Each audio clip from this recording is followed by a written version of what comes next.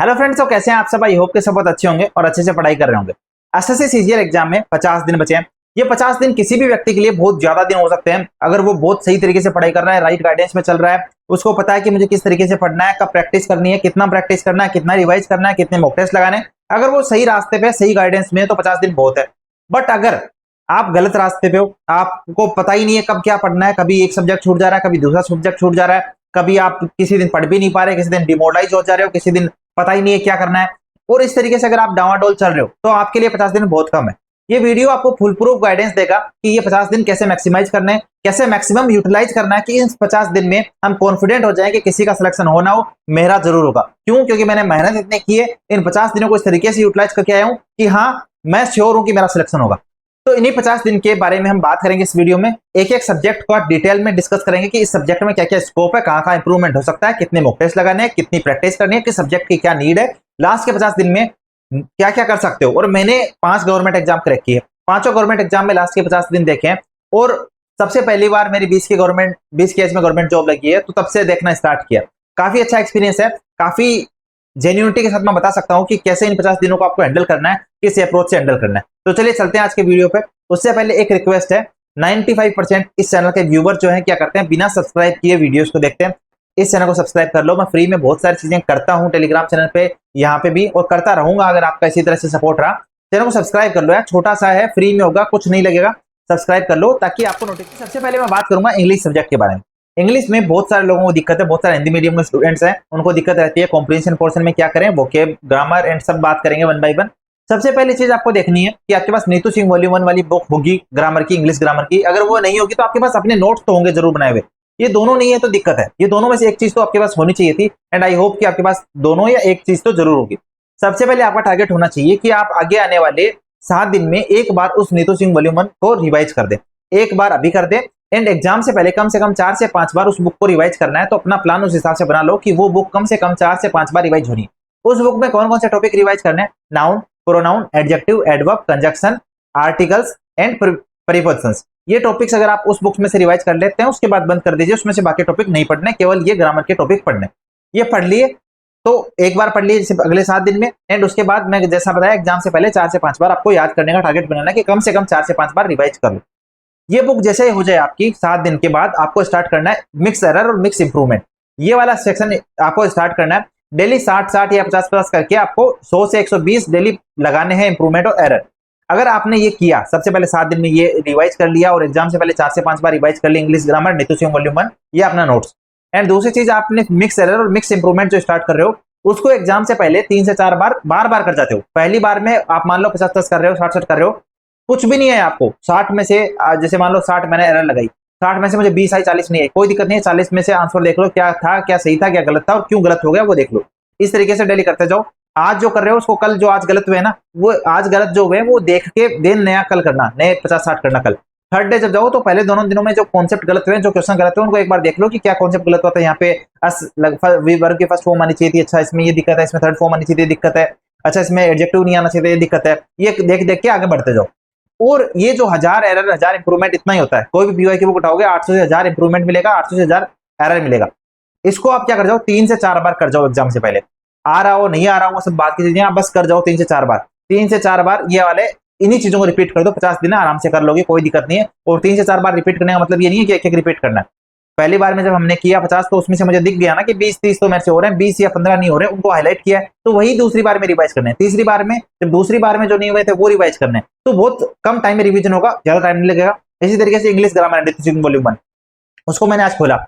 अब मुझे पता है नाउन का पहला रूल मुझे आता है कि सी शर्ट, स्ट्रॉन्ग्स, पजामा, ट्राउजर्स होते हैं, ठीक है, पढ़ लिया, क्या पढ़ूंगा उसमें, आगे चलता हूँ। अच्छा हाइफन के बाद में जो नाउन आ रही है समुद्र आएगी, ठीक है, आता है। उसके बाद अच्छा ये रूल है, ये भी मुझे आता है। तो जो रूल नहीं आता है वो देखना है, जो आता है उसको जस्ट अपने तरफ से बोल दो एंड खत्म। ज्यादा उसको देखते मत रहो कि बस ये बुक खुली है एंड ये रूल है। देख रहा हूँ कि भाई इसमें हाइफन के बाद सिंगुलर वर्ब आती है, सिंगुलर नाउन आता है, सिंगुलर नाउन आता है। अरे कितनी बार देखोगे, उसको देख लिया, आगे बढ़ो। जो चीजें आ रही है ना उन पर ज्यादा टाइम वेस्ट नहीं करना, जो नहीं आ रही उनको हमें ज्यादा कमांड करनी है उन पे, ठीक है। तो टारगेट क्या है हमारा, सबसे पहले नीतू सिंह वॉल्यूम 1 एग्जाम से पहले 4 से 5 बार रिवाइज हो। ये मिक्स एरर मिक्स इंप्रूवमेंट वाला जो सेक्शन है वो कम से कम पहले एग्जाम से पहले 3 से 4 बार आप कर जाओ। डेली 50-60 करोगे तो आपका 1000 एरर 1000 इंप्रूवमेंट जल्दी हो जाएगा। और जब सेकंड टाइम करो तो केवल हाईलाइट वाले करना। अब आते हैं वोकेबलरी पे। वोकेबलरी में देखो, अब यहाँ से बहुत सारे लोग ऐसे हैं जो 200 भी कर सकते हैं दिन में, और बहुत सारे ऐसे हैं जो केवल 100 कर सकते हैं। कोई दिक्कत नहीं है, 100, 150, 200 जितना भी आप कर सकते हो। एक ही प्लान होना चाहिए, एक स्ट्रेटेजी रहनी चाहिए कि टाइम देख लिया 11 बज गए, ठीक है, जो भी आपका टाइम है पर्टिकुलर, जब भी आप वोकेब पढ़ते हो, खोलो बुक को उठाए, टाइम वेस्ट नहीं करना है। एक वर्ड का मतलब देख लिया, सामने दिख रहा है, फिर भी उसको बोले जा रहे हैं, अच्छा स्पीक स्पीक स्पीक स्पीक। अरे नहीं भाई, जब जाप नहीं कर रहे हैं ना, भगवान का नाम नहीं लेते, वो लेते हो तो बोलते रहो, बार बार राधे राधे बोलते रहो, बहुत अच्छी चीज है। बट यहाँ पे रुकना नहीं है चीजों पे, एक तरफ हाथ रखो, एक तरफ वो करो। वहां पे ऑब्जेक्टिव आएंगे क्वेश्चन एग्जाम में, हमें जस्ट देखना है कि हमें ऑब्जेक्टिव में से चुन सकते हैं कि हम उतना ही हमें कैपेसिटी बिल्ड करनी है अपने अंदर। एक साइड हाथ रखो, एक साइड क्वेश्चन को देखो कि अच्छा यहाँ पे लिखा है ये कि जहाँ पे पशु वगैरह का होता है, लाइक काटा जाता है तो स्लोटर, ठीक है, तो उसको हमने देखा, अच्छा इसका मतलब खुद से बोल दिया, नहीं आया तो उसमें देख लिया, फिर उसको मार्क कर लिया, अगर नहीं आया तो फिर नेक्स्ट पे गया, नेक्स्ट से खुद बोला नहीं आ रहा तो मार्क कर लिया, आ रहा है तो ठीक है। इसी तरीके से जल्दी जल्दी हाथ रखता गया, शो कंप्लीट कर लिए। अब मेरे को टाइम ज्यादा नहीं लगा होगा ना, मैंने हाथ रखा था, जो नहीं आ रहा था हाईलाइट कर लिया, जो आ रहा था बोलता गया बोलता गया बोलता गया, शो खत्म हो गया। कितना टाइम लगा होगा? 15 से 20 मिनट। उसके बाद सब जो मैंने हाईलाइट किए थे ना, अभी जो नहीं आ रहे थे, उनको 2 बार और देख लो, 2 बार और रिवाइज कर लो कि अच्छा इसका ये, इसका ये, इसका ये, ठीक है। फिर उसको बुक को बंद कर दो। कितना टाइम लगेगा? 1 घंटे में आप 100 से 200 रिवाइज कर सकते हो, क्योंकि आपने पहले से वो पढ़ रखी है। मैं नए स्टूडेंट के लिए बात नहीं कर रहा हूँ यहाँ पे कि कोई नया स्टूडेंट आएगा वो 1 घंटे में 100-200 पढ़ देगा, नहीं पढ़ पाएगा। बट अगर कोई स्मार्ट स्टूडेंट है जो पहले से तैयारी कर रहा है और वो अब पढ़ाई करता है, तो वो 100 से 200 रिवाइज कर सकता है 1 घंटे में। मैंने करता था, आप भी कर सकते हो, और मैंने मेथड बता दिया कि इस मेथड से कर सकते हो। इसमें कोई हंसी मजाक वाली बात नहीं है कि कोई कमेंट में आके बोले अरे अरे ये तो उन लोगों के लिए पता नहीं जो ऊपर से आए हैं, कोई सुप्रीम है, नहीं, ये उन लोगों के लिए जो सिलेक्शन लेने वाले हैं, जो सिलेक्शन ले लेंगे। तो 100 से 200 वोकेब आप पढ़ सकते हो अब डेली, और उसको इस तरीके से पढ़ना है कि टाइम बचे। एक साइड हाथ रखें, आंसर आए तो बोलो, नहीं आए तो मार्क करो, उसके बाद एक बार 100 कंप्लीट कर दो, उसके बाद दोबारा आओ एंड देन देखो। ये इंग्लिश की स्ट्रेटेजी इतनी है, इसको फॉलो कर लोगे ना तो आपका सिलेक्शन कोई नहीं रोक सकता। इंग्लिश में मार्क्स 45 से नीचे कोई नहीं आ सकता, तो हो ही नहीं सकता कि आ जाए। जो भी पेपर आएगा आपका, है ना, थोड़ा सा देखो डिटेल में डिस्कशन है, क्योंकि मैं चाहता हूं कि एक एक चीज समझो आप डिटेल में, मेरा एक्सपीरियंस आप समझो कि कैसे मैं सेलेक्ट हुआ होगा इतने एग्जाम्स में और कैसे बाकी लोग सिलेक्शन लेते हैं। जितने भी एग्जाम हुए होंगे उनमें, या जो भी एग्जाम होंगे आगे, ये जो 1000 इंप्रूवमेंट 1000 एरर लगा रहे हो ना, कोई भी एरर कोई भी इंप्रूवमेंट उन जो आप प्रैक्टिस करके जाओगे उनसे बाहर आ जाए, उस कॉन्सेप्ट से बाहर आ जाए, उस रूल से बाहर आ जाए, ये हो ही नहीं सकता। एसएससी पीवाईक्यू बेस्ड क्वेश्चन पूछता है, हमेशा पीवाईक्यू ही आए हैं, अभी भी आएंगे, और वही कॉन्सेप्ट रिपीट होंगे जो आप 1000 करके जाओगे 3 से 4 बार। 100% आपका एरर वाला क्वेश्चन सही होगा। उसके अलावा आप जो नीतू सिंह वॉल्यूम 1 रिवाइज करके जाओगे, अगर मान लो 100% में से 0 पॉइंट कुछ परसेंट वो नहीं आया जो आपने एरर इंप्रूवमेंट में किया था, तो वो रूल जो आप पढ़ के जा रहे हो ना नीतू सिंह वॉल्यूम 1 से, वो आपको वहां पे हेल्प कर जाएंगे, आप तब कर दोगे उस क्वेश्चन को। 100% फुल प्रूफ तैयारी होगी हमारी ग्रामर की यहाँ से। वो क्या आप इस तरीके से पढ़ के जा रहे हो कि डेली 100 से 200 रिवाइज कर रहे हो, सेकंड टाइम में वो रिवाइज कर रहे हो जो आपने हाईलाइट किया, बार बार रिवाइज कर रहे हो। वोकेब का टारगेट भी एग्जाम से पहले रखना है कि अभी एंटोनियम छोड़ देना। पहली चीज, अगर आप वीक हो वोकेब में तो एंटोनियम सभी के टाइम में छोड़ दो, केवल आप सिनो, वन वर्ड और इडियम्स कर लो, बहुत अच्छे हैं, बहुत सही हो जाएगा, कोई दिक्कत नहीं है। एंटोनियम्स की नीड नहीं है, अगर आप वन वर्ड कर लेते हो, आप सिनोनिम्स कर लेते हो, तो एंटोनिम्स वैसे ही हो जाता है और सही ही होगा, कभी गलत नहीं होगा अगर आपकी सिनोनिम्स की और वन वर्ड की तैयारी अच्छी है। तो टारगेट करना कि वन वर्ड सिनोनिम्स और ये इडियम्स है, इनको आप एग्जाम से पहले कम से कम 3 से 4 बार कर जाओ, और जैसा मैंने बताया फास्ट मोड में कर सकते हो, कोई बड़ी दिक्कत नहीं आएगी।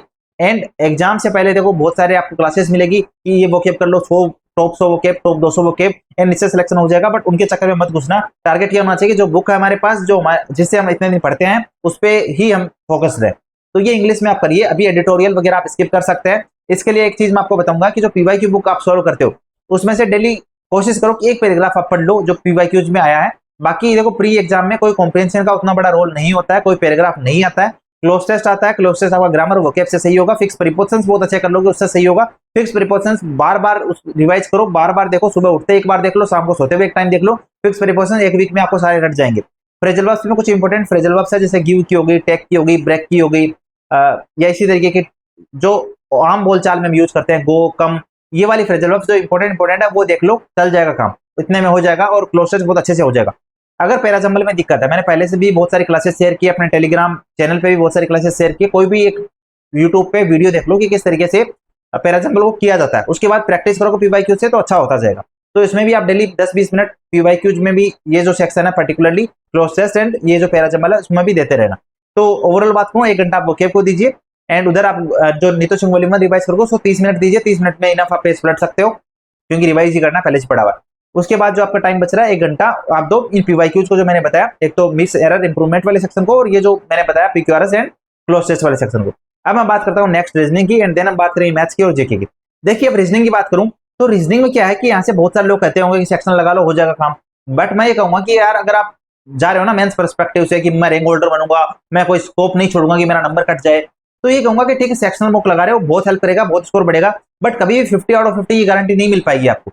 तो जब भी सेक्शनल मॉक लगा रहे हो, कुछ भी कर रहे हो, उसके साथ साथ 30 से 45 मिनट रीजनिंग को अलग से दो। उस 30 से 45 मिनट में 5 टॉपिक बता रहा हूँ, बस वो लगाते रहना, 5-5 10-10 क्वेश्चन करके, ज्यादा क्वेश्चन नहीं लगाने, बस डेली 5-5 10-10 क्वेश्चन करके एग्जाम तक साथ में रख लोगे, ऐसा कॉन्फिडेंस बिल्ड हो जाएगा कि एग्जाम में क्वेश्चन देखोगे उस टॉपिक का तुरंत हिट हो जाएगा कॉन्सेप्ट कि हाँ ये सही होना चाहिए।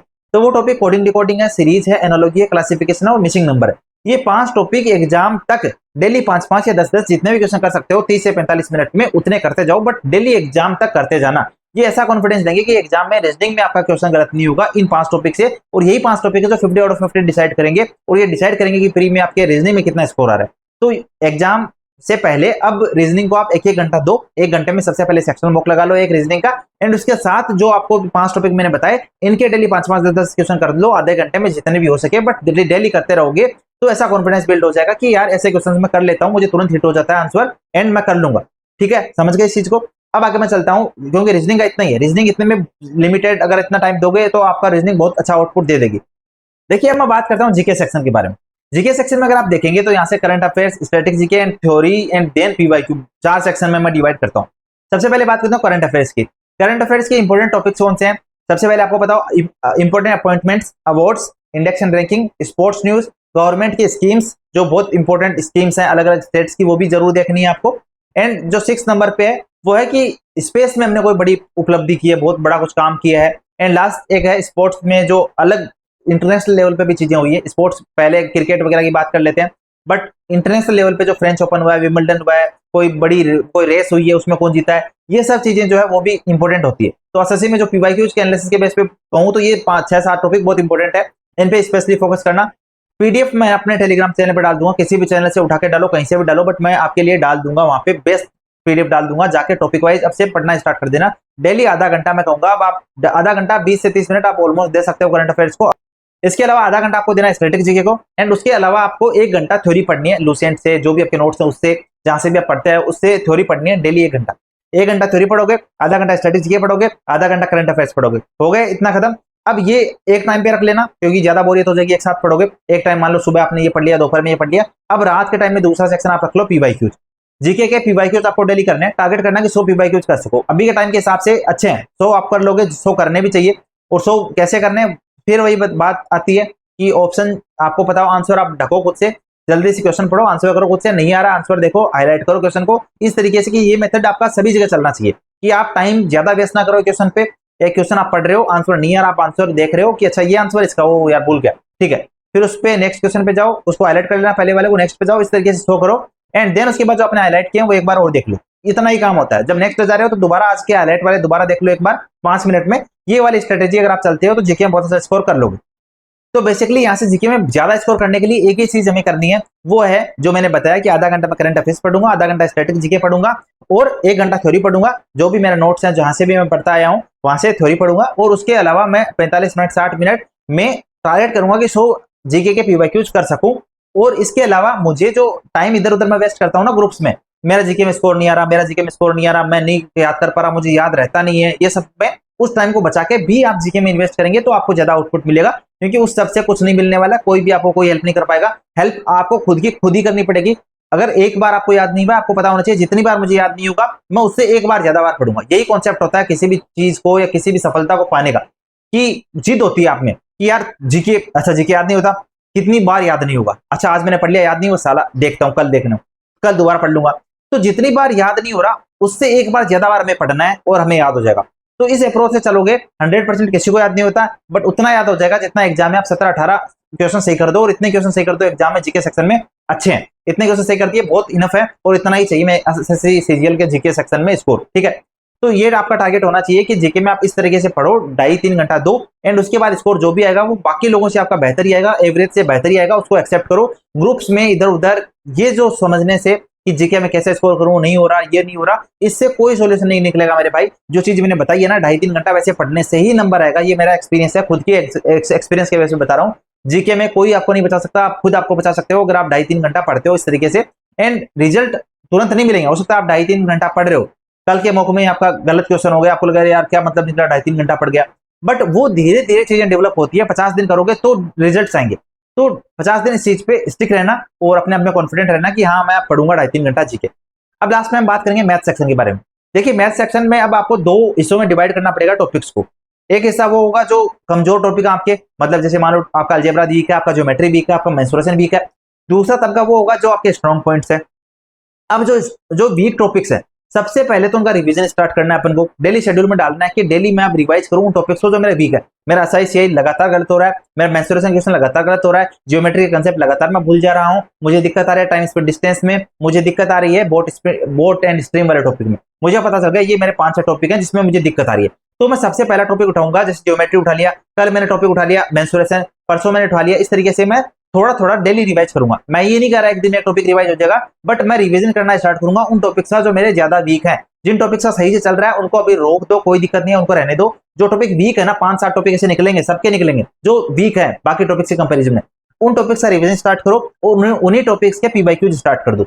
ध्यान रखना डेली अब आपको कोशिश करनी है कि जो वीक टॉपिक्स हैं उनके 70 से 80 PYQ 100 PYQ आप लगाओ। जो रिपीटर्स है ना, जो पहले 2 अटेम्प्ट दे चुके हैं, उनको कहूंगा 100 से 150 PYQ डेली लगाओ। और जो पहला अटेम्प्ट दे रहे हैं, दूसरा अटेम्प्ट दे रहे हैं, उन लोगों को कहूंगा 100 PYQ नहीं लग पा रहे कोई दिक्कत नहीं है, बट 70-80 PYQ डेली लगाओ और उन टॉपिक्स के लगाओ जो आपके वीक है। अब आप लगा रहे हो टाइम एंड वर्क के, टाइम एंड वर्क में वैसे भी क्वेश्चन इजी आता है, क्वेश्चन सही भी आपका हो रहा है, फिर भी टाइम एंड वर्क के 500 क्वेश्चन लगा रहे हो, कोई मतलब नहीं है।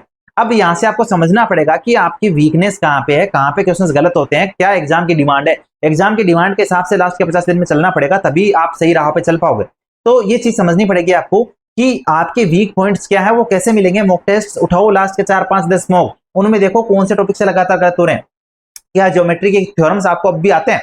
अगर नहीं आ रहे तो कोशिश करो कि उसके शॉर्ट नोट्स है, मैंने भी डाल रखे हैं अपने टेलीग्राम चैनल पे, जाके उनको एक बार रिवाइज कर लो, उसके बाद नेक्स्ट मॉक दो। तो जहां भी दिक्कत है ना, उसको मैं पर्टिकुलरली पॉइंट आउट देखना पड़ेगा कि भाई यहाँ दिक्कत है, मेरी इस टॉपिक में दिक्कत है, इसका रिवीजन स्टार्ट कर दूंगा। अच्छा ट्रिगोनोमेट्री में मैं फॉर्मुलाज भूल जा रहा हूँ, ट्रिगोनोमेट्री का रिवीजन स्टार्ट करता हूँ। 2 दिन में मैंने ट्रिगोनोमेट्री रिवाइज कर दी रिवीजन वाले मॉड्यूल में, एंड उधर मैं प्रैक्टिस भी कर रहा हूँ। ट्रिगोनोमेट्री के 300-400 PYQ कर दिया एग्जाम से पहले। तो ट्रिगोनोमेट्री एग्जाम में कैसे गलत हो जाएगा? तो यहाँ से समझने की जरूरत यह है कि जो मेरा अच्छा टॉपिक है उसको करना नहीं है।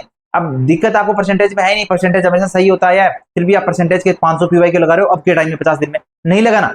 लगाना क्या है, क्वेश्चन अभी यहाँ से क्या सही करके जाना है आपको। जो वीक पॉइंट्स हैं, जो लगातार गलत हो रहे हैं, जो समझ में नहीं आ रहा कहाँ गलत होती है और ये जो समझ ही नहीं आ रहा, उन टॉपिक्स को रिवाइज करना है, उनके ही PYQs लगाने हैं और इतने PYQs लगाने हैं कि वो टॉपिक स्ट्रॉन्ग वाले सेक्टर में जाते जाए। जैसे मान लो ट्रिगोनोमेट्री उठाता हूँ, ट्रिगोनोमेट्री टॉपिक मैंने रिवाइज कर दिया एंड उधर मैं प्रैक्टिस कर रहा हूँ, ट्रिगोनोमेट्री के 300 PYQ कर दिए। अब ट्रिगोनोमेट्री वीक थोड़ा ना रहा है, अब तो अच्छा हो गया ना, तो उसको डाल दो स्ट्रॉन्ग वाले में। अब वीक टॉपिक बचा मेरा मेंसुरेशन। मेंसुरेशन में पता है कि क्वेश्चन ज्यादा आते हैं फॉर्मुला बेस्ड। फॉर्मुला वाली एक क्लास देख लूंगा, शुभम जैन सर की मिल जाएगी यूट्यूब पे, एक क्लास है 4-5 घंटे की, पहले पुरानी है बट सारे कॉन्सेप्ट कवर हो जाएंगे उससे। रिवीजन क्लास देख ली मेंसुरेशन की, उसमें फॉर्मुलाज उन्होंने डिस्कस कर दिए। भाई कुछ नहीं है फॉर्मुलाज के अलावा, प्री एग्जाम में जो मेंसुरेशन से क्वेश्चन आएगा वो फॉर्मुला बेस्ड आएगा। 3D का 2D का कैसे इंप्लीमेंट करना है इतना सीख गए ना कि कौन सा फॉर्मुला कहाँ लगाना है, बस हो गया काम, कोई बड़ी चीज नहीं करनी और प्री में आपका क्वेश्चन सही हो जाएगा। ज्योमेट्री में एपोलियस थ्योरम जो सर्किल वाला है उससे क्वेश्चन आते हैं बहुत ज्यादा, अगर वो थ्योरम सही से पढ़ ली समझ ली तो हो गया काम। ज्योमेट्री उतना बड़ा एक कॉपी भर जाती है, बट उसमें जो क्वेश्चन आता है प्री में वो कहां से आता है, सर्किल ज्योमेट्री से आता है, ट्रायंगल से आता है। बहुत नॉर्मल सी चीजें हैं, बहुत नॉर्मल से कॉन्सेप्ट है। अगर आप उन थ्योरम्स को 2-4 पेज में देखोगे, 4 पेज मुश्किल से होंगे आपके ज्योमेट्री के, 2 पेज फॉर्मुलाज के होंगे मेंसुरेशन के, एंड अलजेब्रा के होंगे 2 पेज, कम से कम 8 से 10 पेज में आपके 10 क्वेश्चन तक फंसेंगे। तो वो लिख लो है ना, अब उस 8-10 पेज को बना लो, अपना शॉर्ट नोट्स बना लो या किसी से ले लो, बहुत सारे लोगों ने बना रखा होगा। तो वो 8 से 10 पेज आपके 10 से 12 क्वेश्चन ला देंगे, बताओ। तो थोड़ा सा स्मार्ट वर्क करने की जरूरत है कि टाइम की नीड क्या है, कि मेरे वीक पॉइंट्स है उनको देखूं, उनको समझूं, उन्हीं की प्रैक्टिस करूं, उन्हीं के PYQs लगाऊं और जो मेरे इंपॉर्टेंट वेटेज वाला टॉपिक है वो सबसे अच्छे हों और उनके मैं शॉर्ट नोट्स बना के रखूं, ताकि एग्जाम से जस्ट पहले वाले दिन भी रिवाइज करके जाऊं और एग्जाम में मेरे वो क्वेश्चन उस थ्योरम से क्वेश्चन सही हो जाए। इस तरीके की अप्रोच रखनी पड़ेगी। तो यहाँ से मैथ्स में आपको 1 घंटा 1.5 घंटा रिवीजन के लिए दो, 1 से 1.5 घंटा 2 घंटा प्रैक्टिस के लिए दो। 2 घंटा प्रैक्टिस के लिए दोगे बहुत अच्छी चीज रहेगी। अगर मैनेज कर पाते हो टाइम को, 2 घंटा प्रैक्टिस को देना, 1 घंटा रिवीजन को देना, 3 घंटा मैथ्स को दोगे बहुत अच्छी बात है। 2.5 घंटा इंग्लिश को देखो बहुत अच्छी बात है। 1 से 1.25 घंटा अगर आप रीजनिंग को दोगे बहुत अच्छी बात है। और जो जीके पोर्शन है उसको 2.5-3 घंटा दोगे तो बहुत अच्छी बात है। और टोटल आर आपको इतने अगर आप दे लेते हो उस टाइम पे, अगर खाली हो, अगर आप पूरा दिन पढ़ाई कर सकते हो तो की बात कर रहा हूँ। अगर कोई वर्किंग एस्पिरेंट है तो 5-6 घंटा भी देते हैं, मैनेज करते हैं कि मैं 1.5 घंटा इंग्लिश पढ़ूंगा, मैं 45 मिनट रीजनिंग पढ़ूंगा, मैं 1.5 घंटा जीके पढ़ूंगा। इस तरीके से उनको डिवाइड करना पड़ेगा, बट स्मार्ट वर्क के साथ उनको चलना पड़ेगा। जैसे मैंने बताया कि वीक पॉइंट्स पे काम करना है, जो आ रहा है, जो क्वेश्चंस आ रहे हैं, जो टॉपिक्स अच्छे हैं उनके 500 लगाओ, 1000 लगाओ, कोई फर्क ही नहीं पड़ेगा। जो नहीं आ रहे जो पर्टिकुलर टाइप वीक है, जो पर्टिकुलर टॉपिक वीक है, उनके क्वेश्चन लगाएंगे तभी हमें समझ में आएगा। ये चीज समझे। अब मैं लास्ट में बात करूंगा मॉक टेस्ट के बारे में। देखिए मॉक टेस्ट यहाँ से कौन से लगाएं, तो मैं आपको एक चीज कहूंगा कि अगर आपका पर्टिकुलर सबसे पहले मैथ्स पोर्शन वीक है, मैथ्स पोर्शन वीक है, आप सेक्शन लगाते हो न्यू वाले, तो मत लगाओ। आप सीपीओ के सेक्शन जाके लगाओ 50-50 क्वेश्चन वाले, वो बहुत हेल्प करेंगे आपको। 22, 23, 24, ये शायद 21, 22, 23, 24 4 साल के आपको या 3 साल के आपको वहां पे पीवाईक्यूज में मिल जाएंगे सेक्शनल। तो सीपीओ के 50 क्वेश्चन के सेक्शन लगाओगे, सारा कॉन्सेप्ट रिवाइज हो जाएंगे, ऐसा लगेगा पूरी मैथ्स रिवाइज हो रही है डेली। तो वो लगाओ सेक्शनल की जगह। इसी तरीके से अगर मैं मॉक की बात करूं तो अब आपको यहाँ से न्यू मॉक लगाने चाहिए। मैं फिर कहूंगा न्यू मॉक लगाने चाहिए, बट मिक्स करना चाहिए पुराने मॉक को। अगर आप अच्छे हो, अगर आपका मॉक स्कोर 150, 160 आ रहा है, तो आपको एक चीज मैं ये भी कहूंगा कि एग्जाम से पहले सीजीएल मेंस जितने हुए ना 22, 23, 24, इनके मेंस के मॉक भी लगा जाओ, बहुत हेल्प करेंगे एग्जाम में। अगर आप 22, 23, 24 के मेंस के मॉक भी आप लगा जाते हो, एग्जाम का पैटर्न आपको समझ में आ जाएगा, कैसे क्वेश्चन आएंगे एग्जाम के वो समझ में आ जाएंगे, बहुत अच्छा रहेगा। एंड सीजीएल चॉइस जो अच्छी शिफ्ट है, केवल अच्छी शिफ्ट वो लगा जाओ, काम बन जाएगा। इसके अलावा न्यू मॉक्स लगाओ, लाइव मॉक्स लगाओ, बहुत अच्छा रहेगा, स्कोर लगातार बिल्डअप होगा। कितने मॉक लगाने चाहिए, तो अल्टरनेट डेज पे मॉक लगाओ। अगर आपको दिक्कत है कि नहीं मेरा तो अभी रिवीजन सही से नहीं हुआ, तो ऐसा नहीं है कि आप मॉक ना दें। ये चीज बहुत सारे लोगों से मैं देखता हूँ, अपने ग्रुप में भी देखता हूँ कि वो कहते हैं कि हमारा अभी रिवीजन नहीं हुआ, सोचते हैं रिवीजन कर लें उसके बाद मॉक लगाएंगे, और उनका रिवीजन कभी हुआ ही नहीं है। वो पिछले महीने में नहीं था, आज भी मैं उनसे पूछ लूं हो गया क्या, नहीं होगा। तो आपको ये समझना है कि रिवीजन या कोर सिलेबस कभी खत्म नहीं होता है, वो आपके दिमाग पर डिपेंड करता है।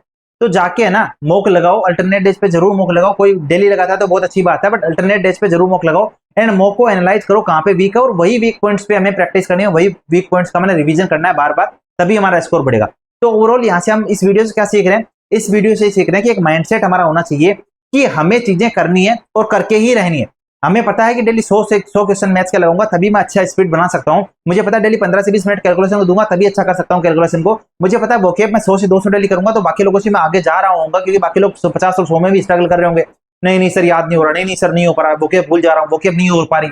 वो बाकी लोग अभी भी कंप्लेंट कर रहे हैं, और आप उस टाइम को यूटिलाइज करके अगर 100-200 डेली कर दिए तो भाई आप बहुत आगे चले जाओगे। इस तरीके से जीके सेक्शन में आप देखोगे ज्यादातर लोग डाइवर्ट है, अभी अलग अलग जगह ढूंढते फिरेंगे जीके कैसे करें, जीके कैसे करें, अलग अलग लोगों को मैसेज करेंगे, रिप्लाई नहीं मिलेगा उनको, बट वो मैसेज जरूर करेंगे और अपना टाइम वेस्ट करेंगे। और उसी टाइम में अगर मेरा जैसा कोई बंदा होगा वो सोचेगा भाई बाकी लोगों को जीके याद नहीं हो रहा, बट मुझे जीके याद होगा, साला देखता हूं कैसे मेरे को याद नहीं होता। मैं जीके सेक्शन में लीड बना लूंगा, बाकी लोगों से आगे जाऊंगा और सिलेक्शन के लिए मैं आगे निकल जाऊंगा बाकी लोगों से। क्यों? क्योंकि बाकी लोगों को तो जीके याद नहीं होगा, बट मैं कर लूंगा ना। जितनी बार नहीं होगा उससे एक बार ज्यादा बार पढ़ूंगा, बट याद करके छोड़ूंगा। इस तरीके का इंटेंट यहाँ से लाना पड़ेगा। रीजनिंग सेक्शन आता है, रीजनिंग सेक्शन में सब लोगों को 45 आता है, तो मेरा 45 आ रहा, कौन सी बड़ी बात है। 50 आउट ऑफ 50 लाऊंगा तभी बड़ी बात होगी ना। उसके लिए मैं क्या करूंगा, डेली वो जो 5 टॉपिक मैंने बताए उन टॉपिक को मैं पीवाईक्यू में प्रैक्टिस भी करूंगा। मुझे पता है कि यार इंग्लिश पोर्शन जो है ना उसकी ग्रामर नीतू सिंह वॉल्यूम बहुत इफेक्टिव है एग्जाम्स के लिए। उसको अगर पढ़ जाते हैं तो ग्रामर बहुत अच्छा हो जाता है, तो उसको मैं एग्जाम से पहले 4 से 5 बार क्यों ना पढ़ जाऊं। जो मिक्स एरर मिक्स इंप्रूवमेंट वाले क्वेश्चंस है, मैं अलग अलग क्विजेस क्यों लगाऊं, मिक्स एरर मिक्स इंप्रूवमेंट के क्यों क्विजेस लगाऊं, क्यों पीडीएफ सॉल्व करूं, क्यों क्लासेस देखूं। मुझे पता है कि वो 1000 इंप्रूवमेंट 1000 एरर जो पीवाईक्यूज में आज तक पूछे गए हैं उन्हीं को मैं 3 से 4 बार कर लूंगा, तो मेरा अच्छा हो जाएगा ना इंग्लिश ग्रामर पोर्शन। तो बेसिकली हमें समझना है यहाँ से कि 2 रास्ते हैं। एक रास्ता वो है जो हमें डायरेक्ट अपनी मेहनत के बल पे सक्सेस तक पहुंचा देगा।